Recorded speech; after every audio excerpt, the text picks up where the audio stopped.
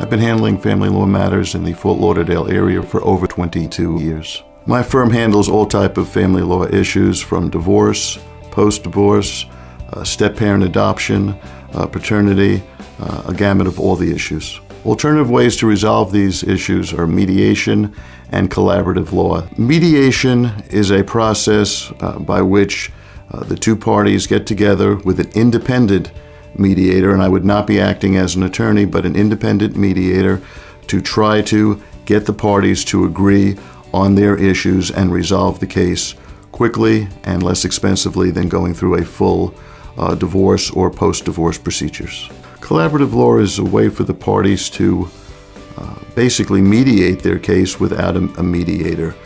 Both parties would have attorneys that are collaborative law members, and they would act almost as mediators to try to get a favorable resolution to the parties' divorce. When dealing with these emotional issues, I take the approach of a counselor rather than an attorney.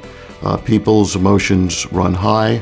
I try to calm them down, explain the process to them, and tell them that I will be their guide and that everything will be okay.